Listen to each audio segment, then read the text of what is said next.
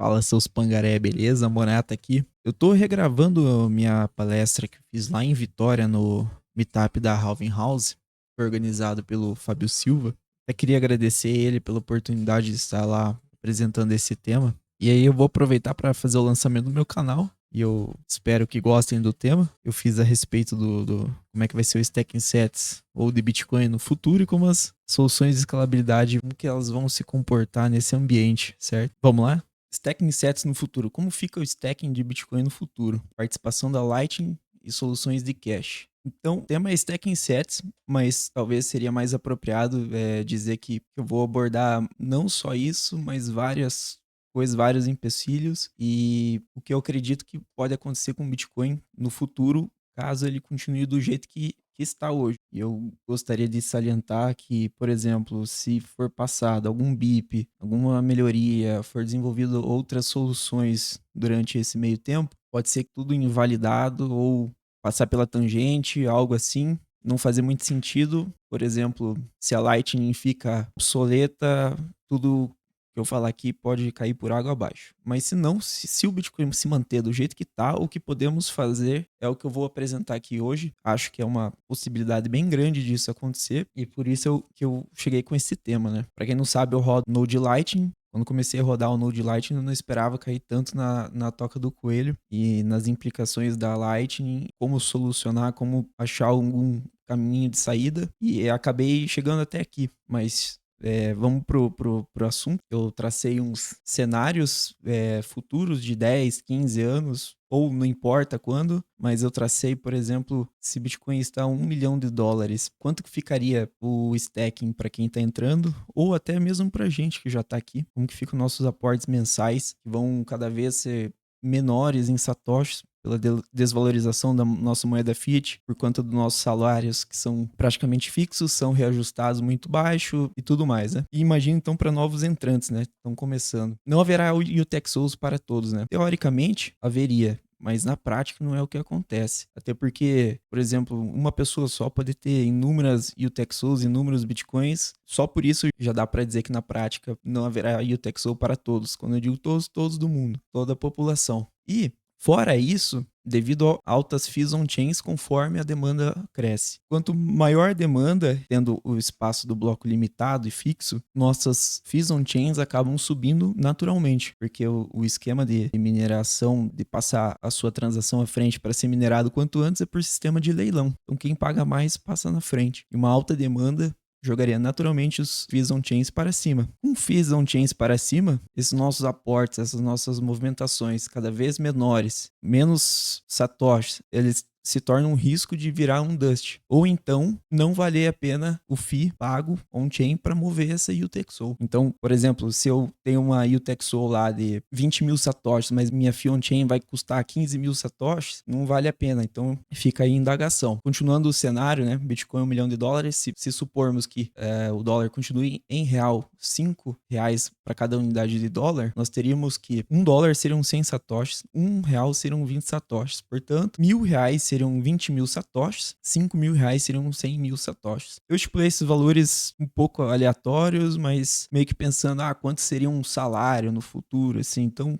de R$ 1.000 a R$ 5.000, por exemplo, uns R$ 5.000 de média de salário seriam 100 mil satoshis. Isso considerando o salário inteiro. Então, imagine, você recebe seu salário, tem todo o seu gasto mensal, vai sobrar uma fração. E essa fração, imagine quanto não seria, né? Se supormos seria R$ 1.000, seriam equivalentes a 20 mil satoshis. E aí eu estipulo o seguinte: se a fee on-chain nesse momento for 50 satoshis por virtual byte, e isso eu tô jogando baixo até, né? Já vimos períodos com as fees muito maiores e a adoção não tão grande como pode ser, né? E estipularmos que essa UTXO no endereço SegWit, ou melhor, um native SegWit, tem um input e dois outputs da transação, ou seja, a sua UTXO com dois outputs sendo um de troco e o outro com destino, né? Ela pesaria cerca de 140 virtual bytes. Então, multiplicando esses virtual bytes pela fee rate, que é 50 satoshi por virtual byte, temos um custo de 7.000 satoshis. Isso vai representar 35% dos 20.000 satoshis lá do item 2, dos R$ 1.000, e 7% dos 100.000 satoshis lá do referente aos R$ 5.000, certo? Então, veja que em ambos os casos, por exemplo, gastar 35% de fees para mover apenas essa quantia não vale a pena. Fora que, dependendo da fee rate que tiver no momento, esses 20.000 satoshis vão ser um dust. Você não vai conseguir propagar ela na rede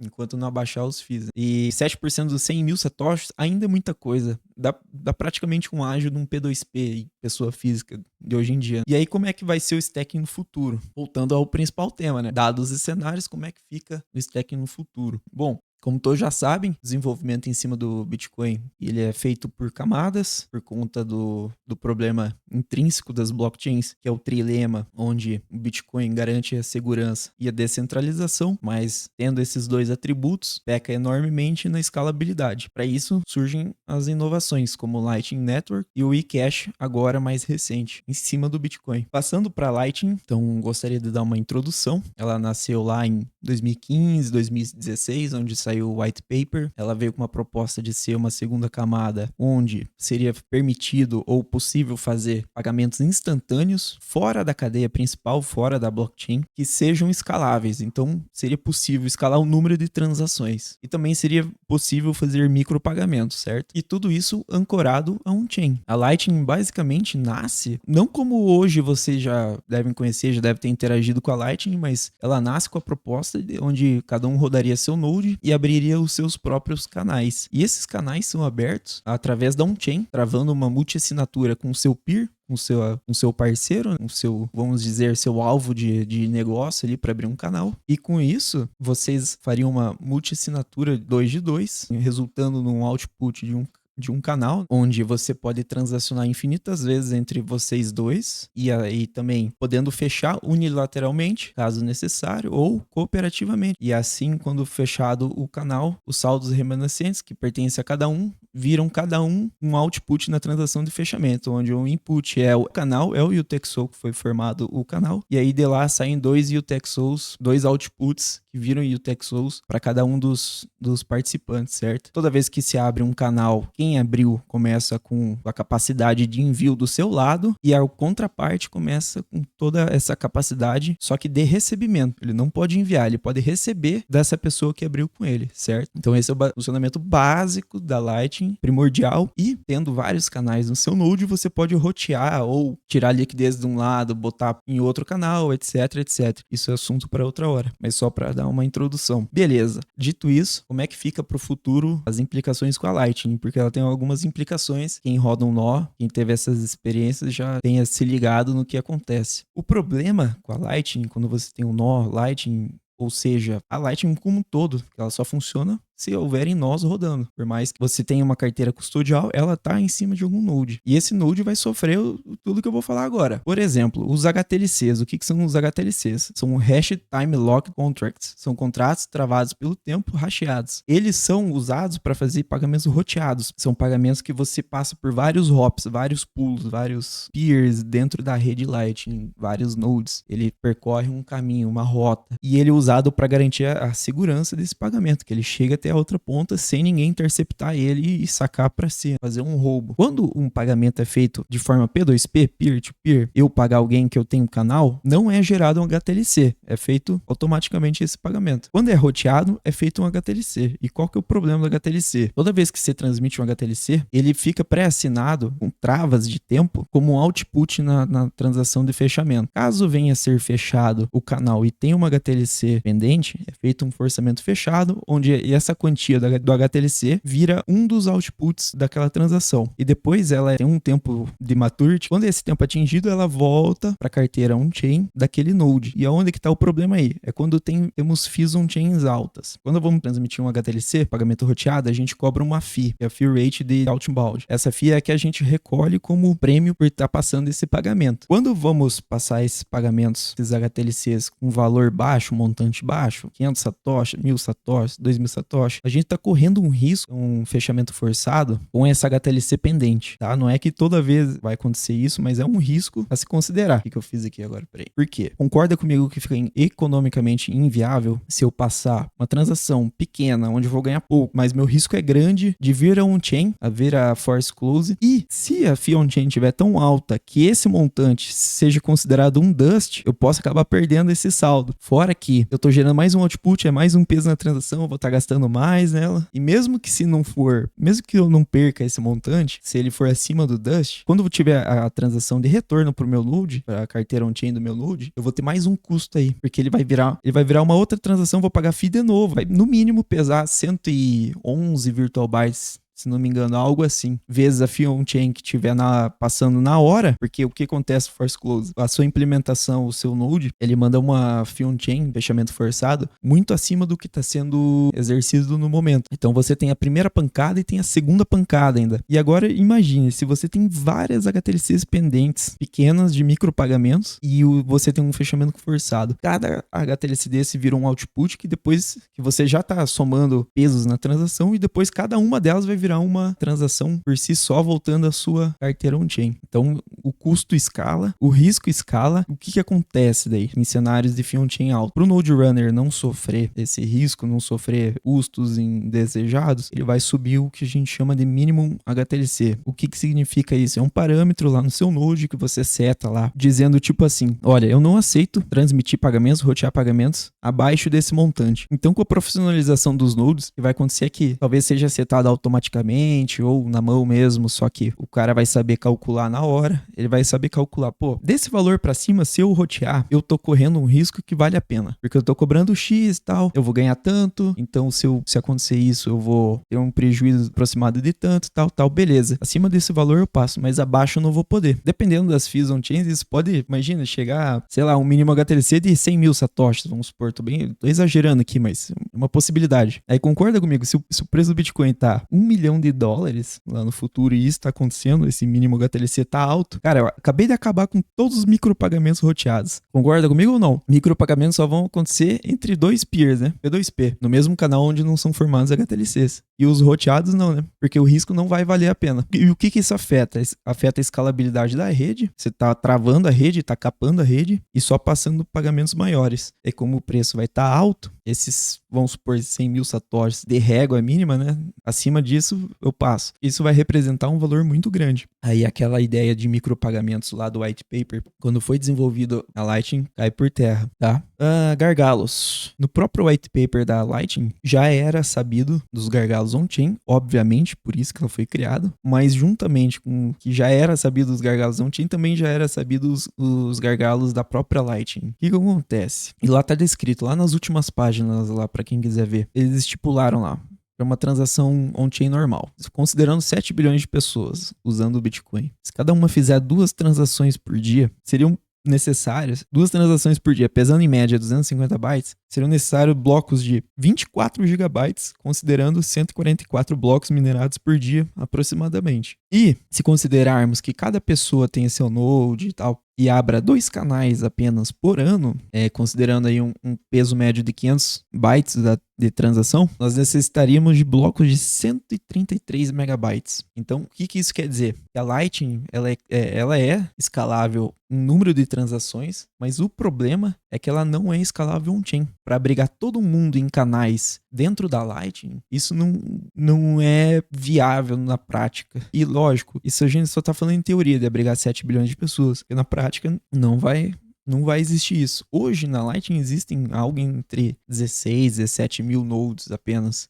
Nunca vai chegar nesse número de nodes, lógico. Mas só para vocês saberem como que é o gargalo dela on-chain, porque ela tá ancorada on-chain. Para abrir um canal precisa on-chain, para fechar canal precisa on-chain. Tudo precisa on-chain para funcionar dentro da Lightning. Inclusive, aquela questão do HTLC leva em conta o risco on-chain. Então, a gente tem essa limitação de abrigar gente dentro da Lightning. Outro problema também dentro da Lightning é o balanceamento de canais. Quem tem node sabe o que eu tô falando. Qual que é o pepino desse aí. Para eu rebalancear um canal hoje pela Lightning, eu preciso fazer um circular road, uma rota circular, onde eu me transmito um pagamento através de um canal que eu tenho, por exemplo, pode estar cheio ou não, mas que eu tenha capacidade de envio, transmito por ele, vai ser traçada uma rota no HTLC, vai passar por um ou mais hops até chegar de volta em mim, só que através de outro canal que esteja vazio. Eu tô com a intenção de encher aquele outro canal vazio, então eu faço circular route, entra por aquele canal, pagamento e encho do meu lado capacidade de envio. Isso a gente faz para poder estar fornecendo liquidez para quem quer passar algum roteamento por nós, mas e o que isso gera? Acontece que o circular route, para eu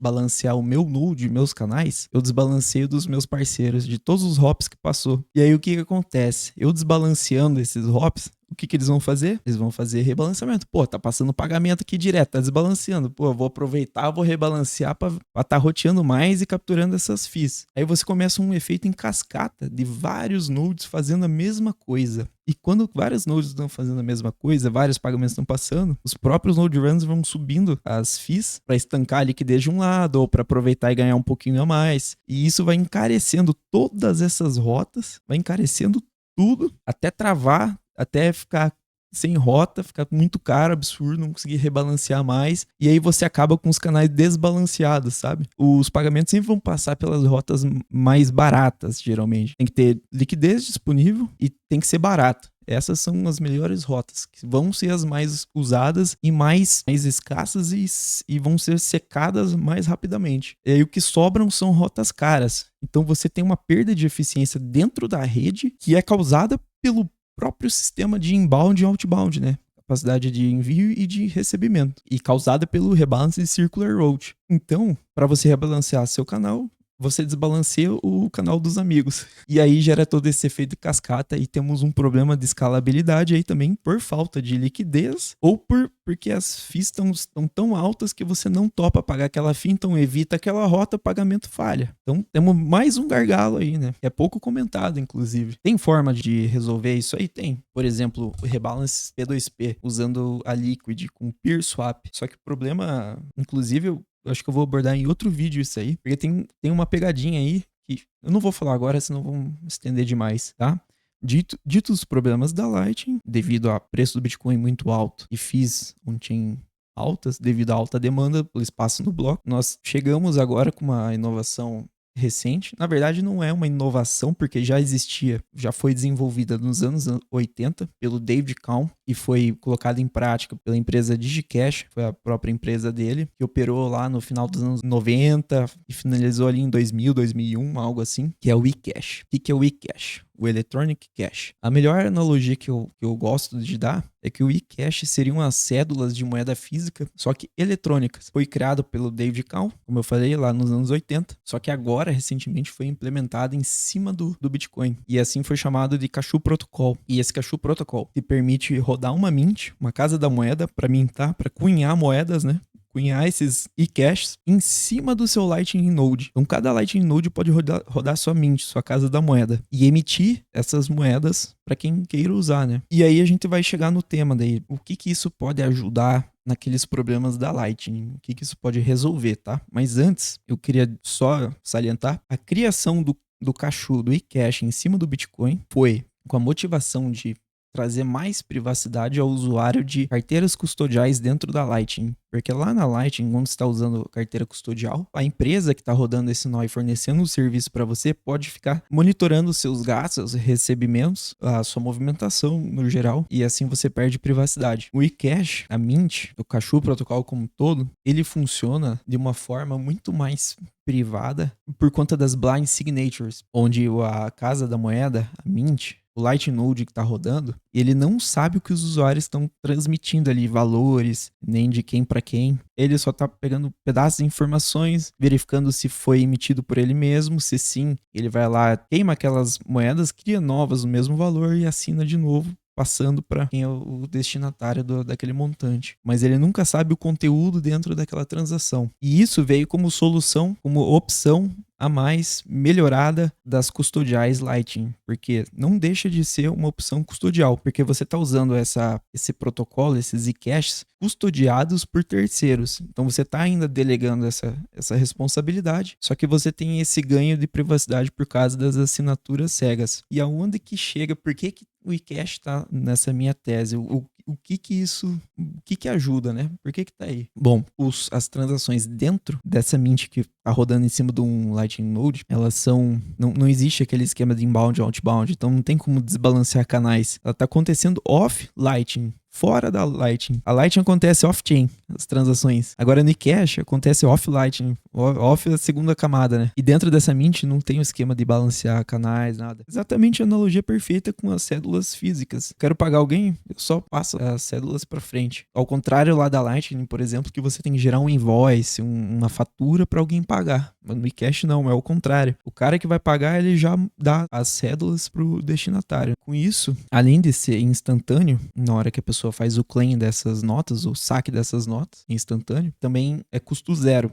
dentro da mesma mint. Por quê? Eu não posso usar cédulas de outra mint por conta do design do protocolo. Se eu quero pagar alguém que está na outra mint, o que eu vou ter que fazer? A mint não roda em cima do Node Lightning. Roda, né? Então, se eu quero transmitir uma cédula da minha mint, pagar a outra pessoa na outra mint, eu posso fazer isso, só que ela vai passar pela Lightning. Ela vai ser um pagamento roteado, ou se as mints tiverem canais entre elas, não vai ser roteado. Se for roteado, vai ter os custos das fees de roteamento. Se tiverem canais, não. Quando você tem canal alguma pessoa, você paga ela, é custo zero também. Possivelmente, não sei hoje, tá? E nem no futuro também isso vai ser assim. Se as mints têm canais entre elas, um swap, um pagamento, você fez uma mint para outra, que passou pela Lightning, com um canal entre elas, talvez terá custo zero. Mas pode ter certeza que se tiver que rotear esse pagamento, na hora que você pagar do outro lado, você vai ver que você vai ter um custo ali, que são as fees dentro da Lightning, certo? E o que resolve e o que não resolve? E se a gente abrigar as pessoas dentro da Mint e transacionar ali dentro, a gente não tá gerando HTLC e nem tá mexendo na Lightning. Ou seja, a gente tira toda aquela carga que tinha na Lightning e joga para dentro da Mint. E melhor,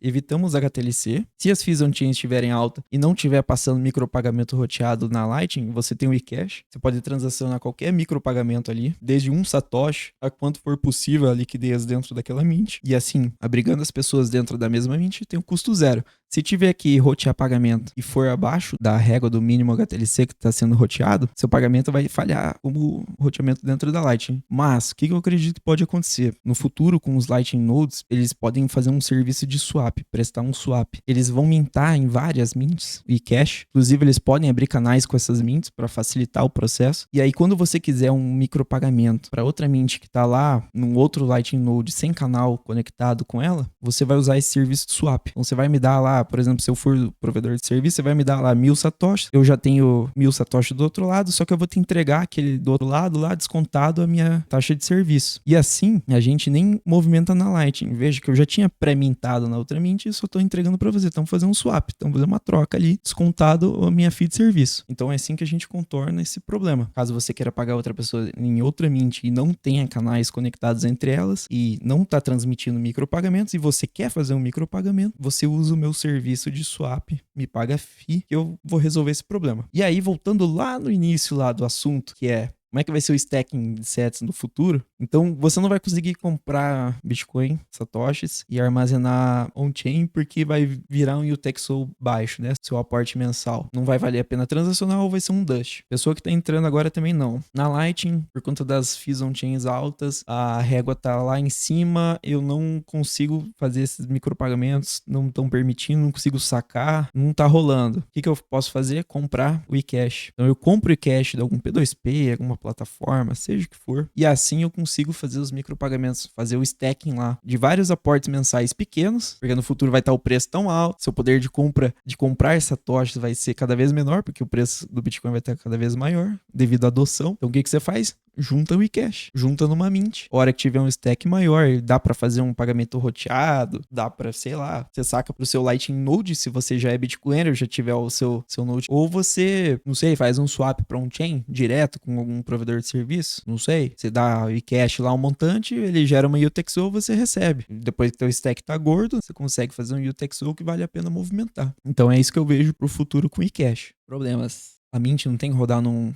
Node, não tem que confiar terceiro, e não é só uma entidade, então você tem que confiar em uma só pessoa, em um só Node, e esse Node pode sair do ar, porque é de energia, de internet, ou pode acontecer um rug pull, o cara pode desligar tudo e sumir com tudo. Vários riscos, certo? Além da liquidez também, se a pessoa que está rodando esse Lightning Node não tiver liquidez lá dentro suficiente para estar atendendo a demanda, pode acontecer alguns problemas de reading, de saque ou transmissão de valores pela Lightning. Então, temos esses problemas com o Kashu, com essa mint que roda em um node só. Então, como é que a gente contorna esse problema? O que a gente faz? A gente tem que confiar em uma entidade só? O que dá para fazer? Bom, é aí que entra a FedMint. O próprio nome já entrega. Serão mints federadas. E são eCash também. Utilizam o mesmo protocolo como base, que é o Kashu Protocol, que é o mesmo eCash lá do David Count, tudo igual, só que de uma forma diferente. Um software que você vai rodar à parte. O FedMint tem um software que você roda à parte para criar a mint. E onde você vai ter as federações de 2 ou mais membros, e esses membros vão entrar uma multisig, formando, dando base para mint. Após setada a mint, como é que fica a parte da Lightning? Cada FedMint pode ter um ou mais Lightning Nodes, e esses Lightning Nodes não precisam ser dos membros da federação. Eles podem ser de terceiros, porque eles só vão garantir, só vão fazer a parte do LN Gateway, que eles chamam. Seria a ponte, seria fornecedor de liquidez na Lightning, que vai fazer os swaps, vai transmitir para as outras mints, que vai permitir a mintagem desses eCash, porque como que você faz a mintagem tanto lá na Kashu quanto no FedMint? Você paga um invoice Lightning, esse invoice Lightning vai ser creditado lá no Node Lightning da Mint, e esse Lightning Node vai mintar, vai criar o eCash, cunhar o eCash na Mint e te entregar de volta aquele valor. Bom, então, aqui na FedMint, você pode ter um ou mais Lightning Nodes fazendo essa mesma função. Tudo isso travado através do protocolo do software da FedMint. Então vai ter um sistema de reputação, vai ter um novo mercado aí, porque os LN Gateways, esses Lightning Nodes, eles podem cobrar alguma fee de serviço para isso, podem cobrar alguma taxa. E aí, só botando em prática para saber como é que vai ser o futuro, é igual como a Lightning nasceu, né? A Lightning nasceu de um jeito e hoje vejo como está. Vários modelos de negócio surgindo, emergindo dela, coisa que a gente nem imaginava no início dela. E assim, muito provavelmente vai ser com eCash e principalmente FedMint, onde você tem uma federação que agora você não precisa mais confiar apenas em uma entidade, mas sim numa federação. Cada membro vai rodar o seu software e há um sistema, dá para ver melhor lá na documentação, agora não vou lembrar de cabeça, que de tantos membros, se tantos ficarem offline, a Mint continua rodando. E como não é só um Lightning Node que é preciso, você não fica na mão. Se um deles sair fora do ar, você tem outro de backup que vai estar fornecendo o serviço. Aí é claro, mints maiores vão ter melhores LN Gateways para prestar esse serviço, mais confiáveis, um maior tempo de uptime, com maior reputação, maior liquidez, melhores taxas. Então é só no futuro pra gente saber como é que pode acontecer, como vai emergir esse mercado. Então você tem as mesmas propriedades lá da Kashu lá. Você tem privacidade total, porque continua sendo blind signature. Você tem escalabilidade, pode fazer vários pagamentos ali ao mesmo tempo, um custo zero se for dentro da mesma mint. Se for na outra mint, é o mesmo caso, tem que passar pela Lightning, vai ter os fees de roteamento, ou se tiver canal entre as mints, não paga nada. Ou não paga nada de roteamento, mas paga uma taxa de serviço. Pode acontecer. Então, custo zero ou barato. Ah, esqueci de mencionar antes que o eCash tem um PEG de 1 para 1 para Satoshi, para Bitcoin. Um Satoshi é igual a um eCash. É só uma representação, é uma tokenização em cima dos Satoshis. Permite micropagamentos, porque você está transacionando dentro da mint, não está mexendo com Lightning, nenhum chain. Você pode transacionar um Satoshi também. O que mais? É interoperável com a Lightning, isso já tá claro. As duas, lógico, nativamente, porque você precisa da Lightning para funcionar essas mint. Por mais que a FedMint você trave ela a partir de multi-assinatura on-chain, você precisa do LN Gateway para estar fazendo a função de uma espécie de intermediário. E o que eu acho da FedMint no futuro? Eu acho que vai ser mais adotado que a mint de uma entidade só, de um node Lightning. Por quê? Do ganho de confiança que você tem. Melhor confiar num grupo, numa federação, do que uma entidade só. E também a FedMint permite vários Lightning Nodes, onde um pode ficar offline, dois pode ficar offline, mas se tiver um terceiro, ele vai estar lá vivo lá, né? Vai estar funcionando ainda. Acredito que vai ser a mais utilizada, assim, mais abrangente. Não que isso tire o caso de uso daquela mint lá. Por quê? Porque as empresas, por exemplo, podem rodar a sua própria Mint. Se elas tiverem um Lightning Node, elas rodam a própria Mint. Faz o pagamento dos seus funcionários lá, diversos funcionários. Em vez de ficar pagando pela Lightning, provavelmente vai ser um micropagamento que não vai rotear. Imagine chegar para os seus funcionários, micropagamentos não vai acontecer dentro da Lightning. Então, você pode criar uma Mint e pagar eles através delas. Aí eles se viram pra tirar de lá, mandar pra Mint de preferência deles ou pra própria deles, não sei. Cada um se vira daí. E vai ter empresas maiores, por exemplo, que vai rodar uma FedMint. Acredito que a mais abrangente será a FedMint por conta da maior segurança em relação a de uma entidade só. Então, como é que funciona? Praticamente igual a Cachu, só que agora a gente tem os guardiões, possuem as chaves e que rodam o software da FedMint e fazem as execuções das transferências, da verificação das notas que eles emitiram, assinaturas, etc.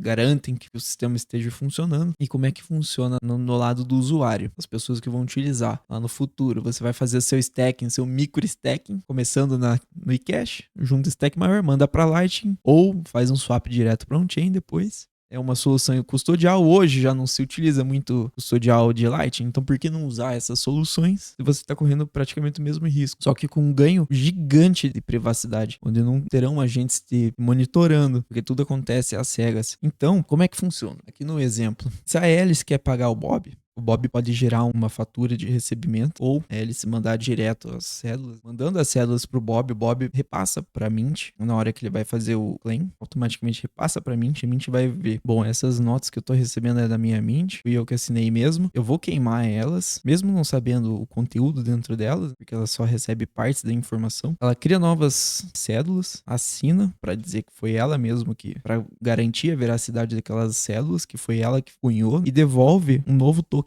pro Bob. Agora, com esse token novo, o Bob pode fazer o claim e creditar na sua conta, certo? E assim funciona. E aqui ao lado a gente pode ver a conexão que o Lightning Gateway, ele vai estar conectado à FedMint, ele fica então externamente conectado. Agora eu não preciso ter um Lightning Node e rodar uma caixinha em cima. Eu posso criar a FedMint à parte, ninguém ter um Lightning Node e conectar depois um Lightning Node para fazer esse papel. Então aqui é um pouquinho diferente do sistema da outra lá, onde você necessariamente precisa de um Node Lightning e é só uma Mint. Aqui não, aqui é uma Mint, mas com vários nodes Lightning podendo se conectar. Então ele vai fazer a prestação de serviço de liquidez através da Lightning, ele vai rodar um pouquinho do eCash dessa Mint para poder fazer os swaps, para fazer a ponte entre outras Mints e etc. E aqui é uma imagem que eu tirei lá da documentação da FedMint, inclusive essa aqui também é de lá, tá? Se procurar aí FedMint documentação aí no Google, já vai achar isso aí. Tem essa imagem aqui lá em uma das páginas da documentação que eu gostei muito da analogia que eles deram. Eles tratam como se você pegasse uma imagem de cima, um zoom out da Lightning, você veria pontos pretos e a gente pode fazer uma analogia com cidades que seriam os Lightning Nodes e conectados através de estradas que podem ser canais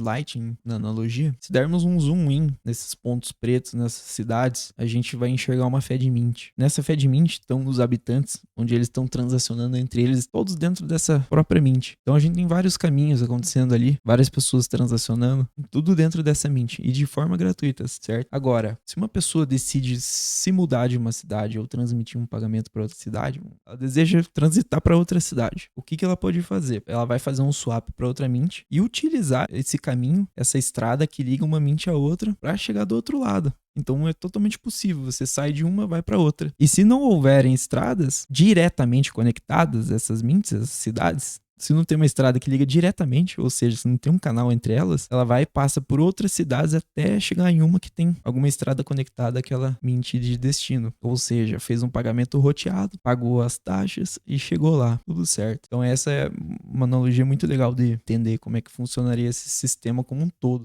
E agora, retornando ao assunto mais uma vez, resumindo para a gente finalizar, então perceba que essas mints são como sistemas de banco, assim como as carteiras custodiais de Lightning já são como bancos, só que agora você tem bancos com uma enorme privacidade e agora você tem os Lightning Nodes fazendo as pontes, onde a Lightning no futuro aí provavelmente vai deixar de ser uma camada de micropagamentos, de uso diário, de liquidações diárias, para ser uma camada de liquidação interbancária, conecta conecta bancos, faz essas liquidações entre bancos. Ela vira uma camada de settlement bancário, e aí em cima deles tem as mints rodando, que vão ser a camada de liquidações diárias do dia a dia, de micropagamentos, desafogando a Lightning e fornecendo a solução para aqueles problemas que eu apresentei lá no slide da Lightning. Bom, e como é que fica daí então a dinâmica lá? Para a pessoa que está começando agora, para a pessoa que está como nós, que vamos estar fazendo o seu aporte mensal, o que sobrou do salarinho a gente faz o aporte, só que vai ser um Dutch não chain, vai ser um micropagamento, não vai ser roteado na Lightning. O que a gente faz? Recebe na Cashu. Então a gente começa a fazer esse stacking maior crescer, fazer esse stacking crescer dentro do eCash, dentro da Cashu, dentro de uma FedMint. Quando a gente juntar um saldo maior, a gente retorna um chain ou retorna a Lightning para o nosso Node, para nossa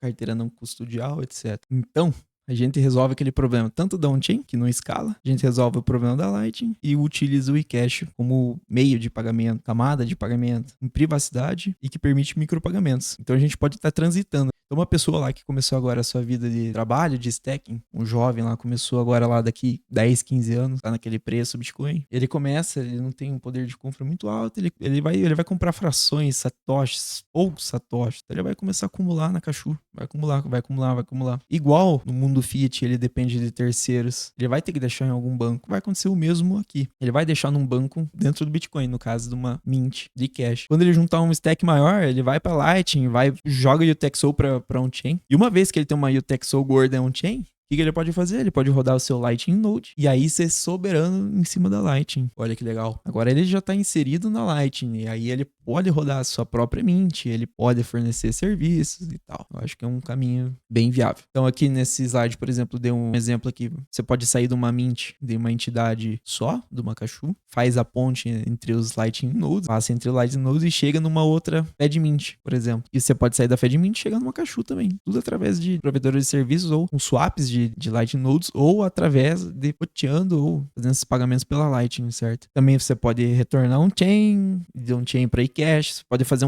se você tem um UTXO on-chain, quer vender ele para receber em eCash, você vende com um ágilzinho, recebe em eCash, a pessoa pega o seu UTXO, você fica em cash, faz o caminho de volta, você pega o eCash, volta pro seu Node. Então vai nascer várias soluções que vão contornar os problemas vigentes. Então é isso. Essa foi minha palestra em Vitória, no Meetup da Halving House 2024. Que nem eu disse lá no começo, caso Bitcoin não passe nenhuma BIP, provavelmente esse é o cenário que temos, porque tudo isso já tá rodando hoje. Por mais que o eCash, os FedMints estão muito no início, tem pouquíssima adoção, poucos sabem usar ainda, pouco tem sido debatido na comunidade. Elas já existem, já dá para enxergar algo assim, algo turvo lá no futuro. Então, mesmo que, se for ver, mesmo que se não passar nenhum BIP, se ossificar o Bitcoin hoje, ainda é possível a gente ser surpreendido com esse sistema lá no futuro. Ele vai saber o que vai nascer a partir disso tudo aqui. Então, é isso. Meu tema que eu tinha pra falar. Quem tá assistindo esse vídeo até agora, se inscreve no canal, acompanha aí. Eu tô começando agora. Vou falar sobre tudo que se refere a Bitcoin, desde a camada on-chain, desde Lightning, principalmente Lightning. Vai ter minisséries aí de como rodar seu próprio Node, abrir seus canais, etc, etc. Cashu, Mint, as FedMints, tudo relacionado a Bitcoin. Eu vou estar gravando vídeos aqui, tutoriais também, carteiras, etc, tudo. Então é isso. Se alguém quiser uma assessoria ou uma consultoria, entre em contato pelo Telegram, agenda o horário comigo lá, t.me/em, tudo maiúsculo, _TLL, me chama lá, vamos marcar um horário, é um preço bacana, cobro por hora, posso abordar qualquer tema aí que você tiver dúvida, mas se for referente a Lightning Node e tudo, melhor ainda, vou saber ajudar mais ainda. Também me siga lá no Twitter, morata_votes. Se inscreve no meu Substack, morata.substack.com. Lá eu mando alguns insights, escrevo alguns artigos. E é isso aí, beleza? Fechou?